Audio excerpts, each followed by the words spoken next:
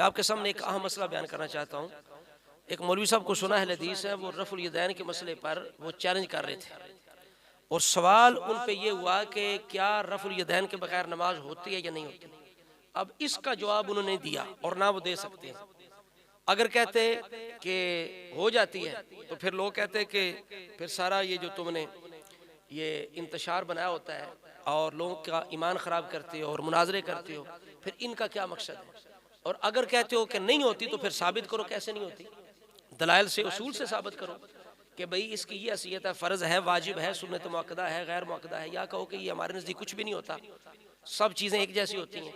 तो उसूल की रोशनी में साबित करो। पहले बताओ कि रफ़ुल यदैन का मकाम क्या है, फ़र्ज़ है नमाज के अंदर, वाजिब है, सुन्नत मुअक्कदा है, गैर मुअक्कदा, क्या इसकी हैसियत है। और रसूला ने कितनी हदीसों में इसकी ताकीद फरमाई है कि ज़रूर रफ़ुल यदैन करो। या सहाबा ने कितनी हदीसों में आपस में तकरार किया है, किसी ने कहा है कि रसूला ने रफ़ा यदैन किया, किसी ने कहा कि नहीं किया, किसी ने कहा कि नमाज होती है, किसी ने कहा नहीं होती। कितनी हदीसों में ये जिक्र आया। अहले हदीस हो ना, आखिर पता करो, बयान करो, साबित करो इसको कि होती है कि नहीं होती रफ़ा यदैन के बगैर नमाज। तो उन्होंने ये मसला छेड़ा ही नहीं और चैलेंज ऐसे कर रहे थे सब जाकिर करते हैं बगैर किसी वजह के, बेतुके अंदाज से चैलेंज। और उनका चैलेंज क्या था, कहते हैं कि किसी एक सही हदीस से दिखाओ कि रसूला ने पहले रफ़ा यदैन किया बाद में छोड़ दिए। और इससे पहले वो दावा उन्होंने क्या किया, खुद कहते हैं कि पूरी जिंदगी में एक नमाज रसूला ने, एक नमाज की एक रकत भी बगैर रफ़ा यदैन के नहीं पढ़ी। ये उनका दावा है। सुनिए, क्या रफ़ुल यदैन के बगैर नमाज हो जाती है? भाई नबी पाक ने फरमाया सल्लू कमा रअयतुमूनी उसल्ली, नमाज उस तरह पढ़ो जिस तरह मैनू नमाज पढ़दे वेख्या जे। तो जिन्ना सहाबा ने नबी पाक को नमाज पढ़दे वेख्या उन्होंने नबी पाक तो हर रकत अंदर नमाज रफ़ा यदैन करना बयान किया है। नबी पाक की जिंदगी की एक नमाज बगैर रफ़ा यदैन तो नहीं, तवज्जो है भाई, नबी पाक की एक नमाज, नमाज की एक रकात बगैर रफ़ा यदैन तो, बगैर रफ़ा यदैन। चौशा भी इतना गल करना मौलवी साहब आपके अंदाज पे हम आपको चैलेंज करते हैं, अपनी सारी टीम को इकट्ठा कर ले, अपने इस दावे पर एक दलील पेश करें। कोई सहाबी कह दे कि रसूला ने पूरी जिंदगी में एक नमाज की एक रकत भी बगैर रफ़ुल यदैन के नहीं पढ़ी। आप पहले हदीस है, इस पे हदीस पेश करें, इस पे हदीस पेश करें कि रसूला ने एक नमाज भी जिंदगी के बगैर रफ़ा यदैन के नहीं पढ़ी। आपने तो देखा नहीं ना रसूला को पढ़ते, सहाबा ने देखा है ना, किसी सहाबी ने बयान किया हो कि रसूला ने एक नमाज भी जिंदगी के बगैर रफ़ा यदैन के नहीं पढ़ी। इस दावे पर दलील पेश करें। अगर ना कर सकें तो कह दे लानतुल्लाहि अलल काज़िबीन, जो रसूलुल्लाह की तरफ अपनी तरफ से बात मनसूब करे अल्लाह की उस पर लानत हो।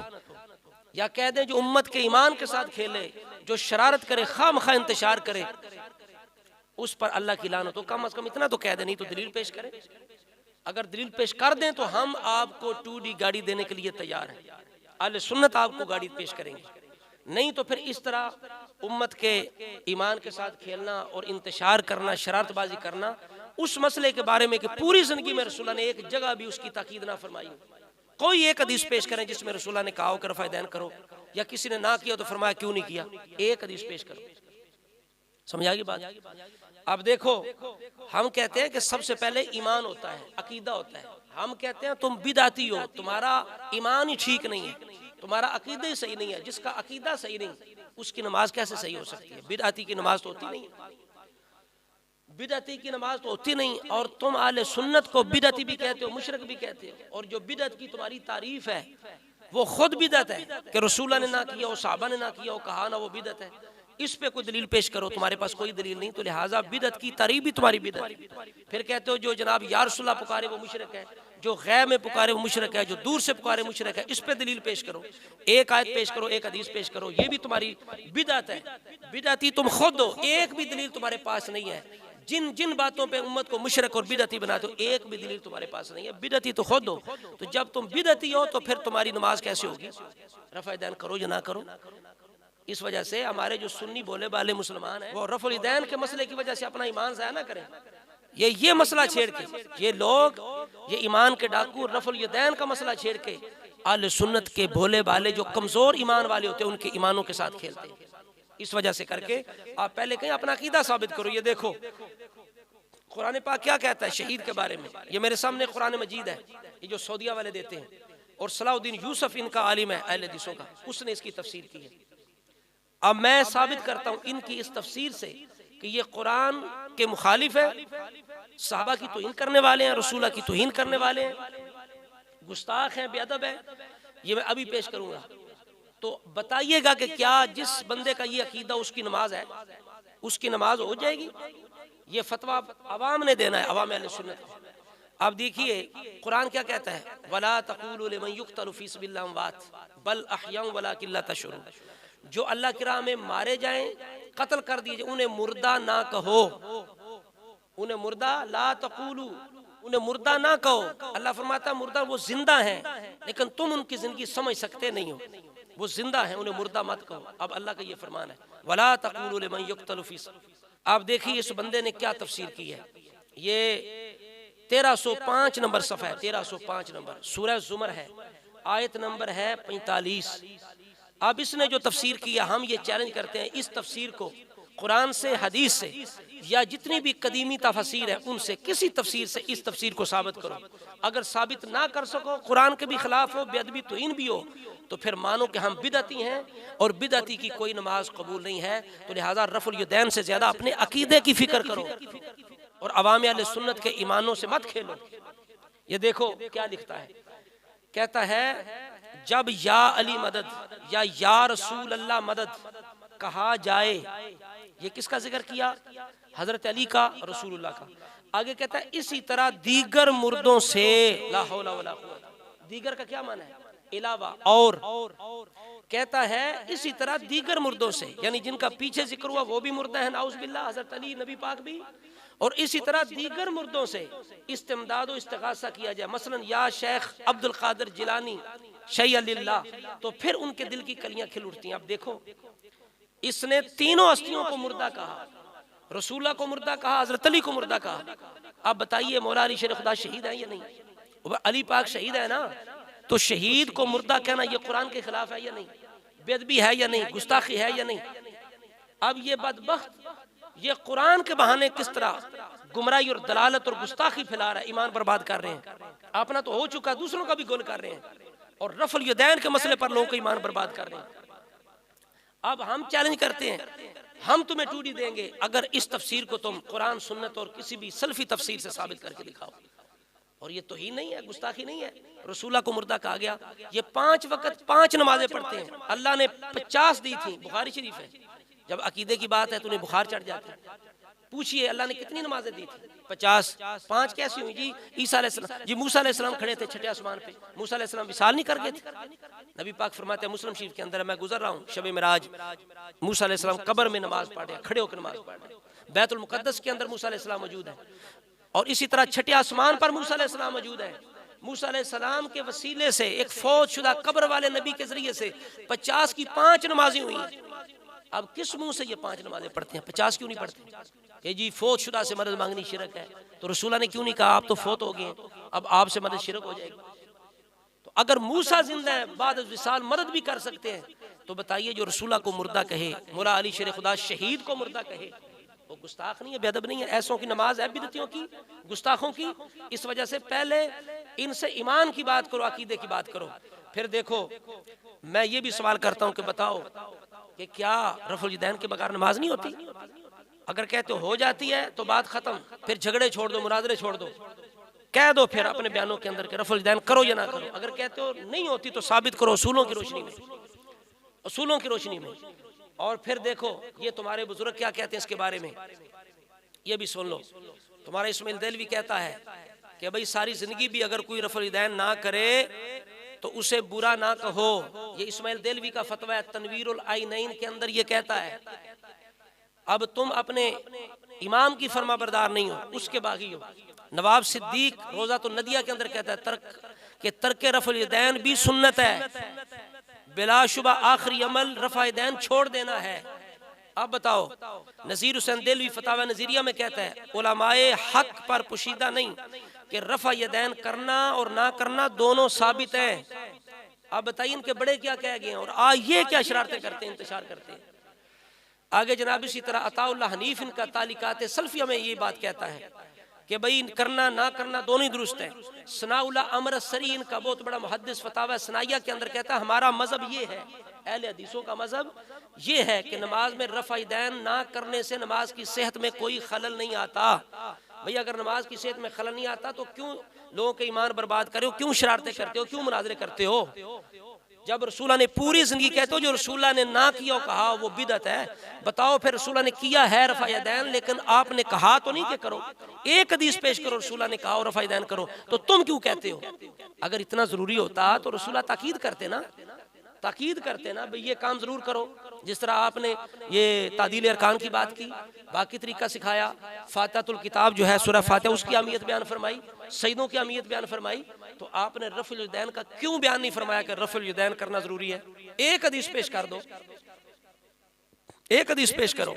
और हम बताते हैं उम्मत के अजीम इमाम इमाम नववी रहमतुल्लाह तआला अलैह शरह सही मुस्लिम के अंदर आप क्या फरमाते हैं, पहली जिल्द सिफर नंबर 168 के ऊपर आप फरमाते हैं अजमाउ अला अन्नहु ला याजिबु शैउम मिनर रफ़इ। आप फरमाते हैं कि इस बात पर फुक़हाए उम्मत का, उलमाए उम्मत का इत्तेफाक है कि रफ़ुल यदैन में कोई चीज भी वाजिब नहीं है। यह है इजमा उम्मत का कि रफ़ुल यदैन में कोई चीज वाजिब नहीं है। अगर वाजिब नहीं है तो तुम वाजिब अपनी तरफ से क्यों करते हो भाई? क्यों इतनी ताकीद करते हो, क्यों इतने झगड़े करते हो? रफ़ुल यदैन रफ़ुल यदैन रफ़ुल यदैन, ये है उम्मत के इमामों का फतवा। हमारे नजदीक, अब हमारा नजरिया क्या रफ़ुल यदैन के बारे में? हमारा ये है कि रफ़ुल यदैन रसूला ने किया है लेकिन बाद में छोड़ दिया है और मना भी किया है। बात जिस तरह दूसरी चीजें थी पहले की गई बाद में रोक दी गई, हमारे नजदीक ये है। और सही हदीसों के अंदर आता है रफ़ुल यदैन करना, लेकिन हर सही हदीस काबिल अमल नहीं होती, मनसूख होती है, जिस तरह कुरान की आयात मनसूख होती है। अब ये धोखा क्या देते हैं सही हदीस के अंदर रफ़ा यदैन, सही हदीस के अंदर, और भाई जब तरक कर दिया गया एक चीज को, पहले सुन्नत रफ़ा यदैन करना, अब सुन्नत हमारे नजदीक ना करना, तो अब ये जो तुम पढ़ते हो हदीस मुबारक के रसूल ने फरमाया ऐसे नमाज पढ़ो जैसे मुझे पढ़ता देखते हो, तो जब रसूला करते थे सहाबा देख के करते थे, जब रसूला ने छोड़ दिया तो सहाबा ने भी छोड़ दिया, जिस तरह कई सहाबा ने बयान किया, अभी मैं अर्ज करूंगा। तो अब हमारे नजदीक उन सहाबा की तालीमात की रोशनी में अब ना करना सुन्नत है। तो अब ये हदीस जो है ऐसे नमाज पढ़ो जैसे मुझे पढ़ते देखिए, उसका माना ये हुआ कि जब रसूला ने रफ़ा यदैन छोड़ दिया तो जो नहीं करता रफ़ा यदैन वो रसूला की नमाज की तरह नमाज पढ़। आगे समझ। और अपने दलाइल पेश करने से पहले मैं एक और सवाल करूंगा और चैलेंज के साथ करूंगा कि तुम कहते हो कि रफ़ा यदैन करना जरूरी है, हम ये सवाल करते हैं कि कितनी जगह जरूरी है रफ़ा यदैन करना, कितनी जगह जरूरी है नमाज के अंदर, ये बताओ और उसकी दलील पेश करो ताकीद की कि इस जगह करना जरूरी है। तुम करते हो रुकू जाते आते हो तीसरी रकअत से उठते हुए, अब एक हदीस तुमने ले ली जो बाकी मकामात वाली हदीसें रफ़ा यदैन, इतनी जगह रफ़ा यदैन रसूला ने किया सही हदीसों में जो साबित है। हम तो कहते हैं सही हदीस के अंदर भी हो तो चूंकि तरक हो गया तो पूरी नमाज से तरक हो गया, अब किसी जगह भी करना सुन्नत नहीं। तुम कहते हो जरूरी है, तो कितनी जगह जरूरी है? रसूला ने किस किस जगह किया? कितनी तरह की रवायतें हैं रफ़ुल यदैन के बारे में? तुमने तो एक रवायत को लिया है ना कि रुकू जाते, रुकू से आते, तीसरी रकअत से उठते हुए, तो जो बाकी सही हदीसों के अंदर है रसूलुल्लाह अलैहिस्सलाम ने रफ़ुल यदैन जो है वो किया है और मकामात पर, वो तुम क्यों नहीं करते? तुम सिर्फ जाते आते और तीसरी रकअत से उठते करते हो, बाकी जगह जो बाकी हदीसें हैं रफ़ा यदैन की उन पे अमल क्यों नहीं करते? इसका जवाब दो। अगर तुम सुन्नत के पाबंद हो तो तुम्हें चाहिए था वो हदीस लेते जिसके अंदर सारे रफ़ा यदैन आ जाते, हर जगह रफ़ा यदैन आता। किस तरह कि हर तकबीर के साथ रफ़ा यदैन, ये भी सही हदीस से साबित है, हर तकबीर के साथ। तो अगर तुम इतने मुत्तबे सुन्नत है तो फिर इस हदीस को लेते ना, ये इब्ने माजा के अंदर हदीस पाक है और तुम्हारे अलबानी ने इसको सही करार दिया है, अलबानी ने तसहीह इसकी की है, इब्ने माजा की रवायत है रसूला हर तकबीर के साथ रफ़ा यदैन करते। तुमने इस हदीस को क्यों नहीं लिया, उस हदीस को क्यों लिया है? ये बताओ, इसमें तो ज्यादा दफा रफ़ा यदैन था, तुम्हें बकौल तुम्हारे अगर सुन्नत है तो ज्यादा सवाब मिलता, इसको क्यों तरक है? इस तरक करने की भी दलील पेश करो। इसी तरह करके सजदों के वक्त यानी सजदों के जाते हुए भी रसूलुल्लाह ने रफ़ा यदैन किया है, ये भी सुनने इब्ने माजा के अंदर रवायत है और ये भी सही रवायत है। तुम क्यों नहीं सजदे को जाते हुए क्यों नहीं करते रफ़ा यदैन? इसी तरह करके दो सजदों से उठते हुए भी रसूलुल्लाह ने रफ़ा यदैन किया है, ये भी सही हदीस से साबित है। और यहाँ तुम क्यों नहीं करते? सुनने निसाई के अंदर ये मौजूद है, सही हदीस है, इस पे अमल क्यों नहीं करते? यानी हर तकबीर के साथ क्यों नहीं करते? सजदों को जाते हुए क्यों नहीं करते? सजदे करने के बाद क्यों नहीं करते? इन मकामात पे क्यों नहीं करते? और सिर्फ तुम वो रवायत क्यों लेते हो रुकू को जाते आते और तीसरी रकअत से उठते हुए? ये बताओ। ये भी एक मुस्तकिल सवाल है। इतने तुम मुत्तबे सुन्नत हो, इतना तुम्हें पसंद है रफ़ा यदैन, तो वो रवायत लो ना, हर तकबीर वाली, वो क्यों तरक्की है, वो क्यों छोड़ी है? तो इसकी तरजीह की वजह भी बताओ। समझ आ रही बात? और ये भी साबित करो कि रफ़ा यदैन करना जरूरी है या नहीं जरूरी। ये दो अहम बुनियादी सवाल हैं। और तीसरा सवाल था अकीदे के बारे में। पहले अकीदा अपना जो है वो सही साबित करो। तुमने जो गुस्ताखी की है कुरान की माज़अल्लाह आड़ लेकर, गुस्ताखी, मौला अली शेर खुदा शहीद को मुर्दा कहा है, कुरान कहता मुर्दा ना को, इसके भी जवाब देना है। अब हमारे दलाइल इख्तिसार के साथ हम एक दो जो रवायत है वो पेश करते हैं। देखिए, हमारे नज़दीक चूंकि मैंने अर्ज कर दिया कि रफ़ा यदैन ना करना अब सुन्नत है, ठीक है, और हमारे नज़दीक वो जो सहाबा इकराम जो फ़कीह हैं, हमने उनसे रवायत ली है। हज़रत अब्दुल्ला बिन मसऊद रज़ी अल्लाह ताला, ये फ़कीह सहाबी हैं। और यहाँ ये याद रखें कि अब्दुल्ला बिन उमर से अगर ये रवायत है ना रफ़ा यदैन करने वाली, तो रफ़ा यदैन ना करने वाली भी रवायत है। समझ आ रही बात? वो भी सही है, जिसमें ना करना आपकी रवायत के अंदर साबित है। तो हज़रत अब्दुल्ला बिन मसऊद जो फ़कीह से अभी रसूलुल्लाह के साथ साथ रहने वाले, जो रसूलुल्लाह की नमाज को ज़्यादा जानते हैं, अब्दुल्ला बिन उमर से भी ज़्यादा जानते हैं, हमने उनसे रवायत ली है। और इमाम तिरमिज़ी ने तिरमिज़ी शरीफ के अंदर इसको हसन करार दिया। और हमारे मौक़िफ़ को खुद अज़ीम मुहद्दिस इमाम तिरमिज़ी रहमतुल्लाह अलैह ने अपनी किताब के अंदर बयान फरमाया। हज़रत अब्दुल्ला बिन मसऊद की ये रवायत बयान करते हैं कि अब्दुल्ला बिन मसऊद सहाबा और ताबीन के सामने कहते हैं कि मैं तुम्हें रसूलुल्लाह की नमाज़ पढ़ के दिखाऊं। तो आपने जब जनाब नमाज शुरू की तो फलम यरफा यदैहि इल्ला फी अव्वल मर्रतिन, आपने सिवाय पहली दफा तकबीर तहरीमा के अलावा पूरी नमाज में हाथ दोबारा नहीं उठाए, सहाबा के सामने, ताबईन के सामने, अब्दुल्ला बिन मसऊद ने। और इसकी अलबानी ने तसहीह की है और कई उलमा ने, मुहद्दिसीन ने इसको सही करार दिया है, हसन कईयों ने करार दिया है, और कोई इसे ज़ईफ साबित नहीं कर सकता। जो सुफियान सौरी की तदरीस कहते हैं, तो इसके उलमा अहले सुन्नत ने मुंह तोड़ जवाब दिए हैं कि आप उस दर्जे के मुदल्लिस नहीं है कि जिनसे आने वाली रवायत जो है वो ज़ईफ होगी, बल्कि आप दर्जा सानिया के मुदल्लिस हैं, दर्जा सानिया के। और दर्जा सानिया का मुदल्लिस जो होता है, उसकी तदलीस वाली जो रवायत होती है वो ज़ईफ नहीं होती। तो इस वजह से करके ये ज़ईफ नहीं, ये हदीस पाक कम अज कम हसन है। तो इमाम तिरमिज़ी इसको नकल करके आगे क्या बयान फरमाते हैं, देखो हमारा मौक़िफ़ अज़ीम मुहद्दिस बयान कर रहा है। वो कहते हैं ये जो दलील है ना, ये जो अमल है, ये सहाबा ताबईन अहले इल्म की एक जमात का मौक़िफ़ है कि सिवाय पहले तकबीर के कहीं भी रफ़ा यदैन ना करना। ये उम्मत की एक जमात, सहाबा की, ताबईन के उलमा उम्मत की एक जमात, उनका भी ये मौक़िफ़ है। ये इमाम तिरमिज़ी हमारे मौक़िफ़ को बयान फरमा रहे हैं। अब मैं बुखारी शरीफ से इसकी दलील पेश करता हूँ। हदीस नंबर है 828। अबू हुमैद साइदी सहाबी हैं, वो सहाबा के पास बैठे हैं और कहते हैं मैं तुमसे ज्यादा रसूलुल्लाह की नमाज जानता हूँ, तवज्जो करें। सहाबा में बैठ के अबू हुमैद साइदी रज़ी अल्लाह ताला अन्हु रसूलुल्लाह की नमाज बयान करने लगे। अब वो बयान करते हैं और उसके अंदर जनाब वो सिर्फ पहली दफा रफ़ा यदैन का जिक्र करते हैं, रुकू का भी जिक्र करते हैं, रुकू जाके किस तरह हाथ रखने हैं, यानी ऊपर हाथ घुटनों को पकड़ना, उसका भी जिक्र करते हैं, पुष्ट को सीधा करने का भी जिक्र करते हैं, सईदों के अंदर हाथ कैसे रखने हैं, पाँव कैसे रखने हैं, उनका भी जिक्र करते हैं, और कादा में बैठना उसका भी जिक्र करते हैं। यानी रुकू का जिक्र करने के बावजूद रफ़ा यदैन का जिक्र नहीं करते। मौलवी साहब तो रुकू का रफ़ा यदैन की बार बार बात कर रहे थे ना। अब बताइए, जो कहते हो कि जनाब रसूलुल्लाह ने एक नमाज भी रफ़ा यदैन के बगैर नहीं पढ़ी, सहाबी ने तो जिक्र ही नहीं किया, सहाबी ने तो जिक्र ही नहीं किया, रुकू का जिक्र करके भी रफ़ा यदैन का जिक्र नहीं किया। इतना अगर जरूरी था, मुनाजरे जरूरी है, इस पे झगड़ना जरूरी है, उम्मत के ईमान के साथ खेलना जरूरी है, तो सहाबी ने इतनी जरूरी चीज का जिक्र क्यों नहीं किया? सहाबा में बैठ के भी दावा करके मैं तुम में से ज्यादा रसूलुल्लाह की नमाज जानता हूँ, 828 नंबर बुखारी की हदीस है, ये क्यों नजर नहीं आती? ये भी हमारी दलील है कि रफ़ा यदैन करना जरूरी होता तो सहाबी रसूल जरूर उसका जिक्र फरमाते। अब मुस्लिम शरीफ की तरफ आइए, अब मुस्लिम शरीफ की तरफ आए। मुस्लिम शरीफ की 968 नंबर हदीस है, 968 नंबर हदीस। और इस हदीस को भी तर्क रफ़ा यदैन की उलमा ने दलील बनाया। हज़रत जाबिर बिन समरा रज़ी अल्लाह ताला अन्हु आप फरमाते हैं, आप कहते हैं खरज अलैना रसूलुल्लाह एक दिन हमारे पास आए, फ़क़ाला मा लिया अराकुम राफ़ई ऐदीकुम, आपने फरमाया मैं क्या देख रहा हूँ, तुम अपने हाथों को बुलंद कर, राफ़ई ऐदीकुम, रफ़ा यदैन कर रहे हो। बोलिए रफ़ा यदैन कर रहे हो, तवज्जो फरमाएं। आगे क्या फरमाया, कअन्नहा अज़नाबु खैरिन शुमसिन, जिस तरह सरकश घोड़े जो हैं वो हरकतें करते हैं, आगे फरमा उस्कुनु फिस्सलाह, नमाज में सुकून इख्तियार करो, नमाज में सुकून इख्तियार करो। अब रसूलुल्लाह ने रफ़ा यदैन के मुकाबले में सुकून का जिक्र फरमाया और फी फरमाया। पूरी जो नमाज है वो ज़रफ़ हो गई, पूरी नमाज में सुकून करो। किस चीज़ से? रफ़ा यदैन तरक करके।